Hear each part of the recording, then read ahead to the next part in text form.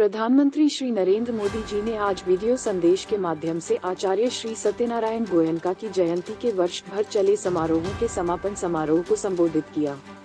एक वर्ष पूर्व विपश्यना ध्यान गुरु आचार्य श्री एसिंग गोयनका के जन्म शताब्दी समारोह के शुभारंभ को याद करते हुए प्रधानमंत्री जी ने कहा कि राष्ट्र ने अमृत महोत्सव मनाया और साथ ही कल्याण मित्र गोयनका के आदर्शों का भी स्मरण किया।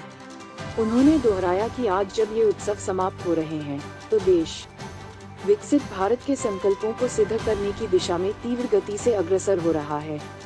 प्रधानमंत्री जी ने कहा कि गुरुजी भगवान बुद्ध का मंत्र समग्गा नाम तपो सुखो, यानी जब लोग एक साथ मिलकर ध्यान लगाते हैं तो उसका बहुत ही प्रभावी परिणाम निकालता है। एकजुटता की ये भावना, एकता की शक्ति विकसित भारत का बहुत बड़ा आधार है। उन्होंने पूरे वर्ष इसी मंत्र का प्रचार प्रसार करने के लिए सभी को हार्दिक शुभकामनाएं दी।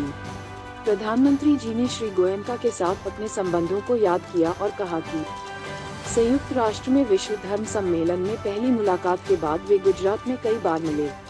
उन्होंने आचार्य श्री को जीवन के अंतिम चरण में देखने और उन्हें करीब से जानने समझने के सौभाग्य के लिए स्वयं को भाग्यशाली बताया। प्रधानमंत्री जी ने श्री गोयनका के शांत और गंभीर व्यक्तित्व के साथ साथ विपश्यना को गहराई से आत्मसात करने की सराहना की, जिससे वह जहां भी गए वहां सात्विकता का वातावरण बन गया।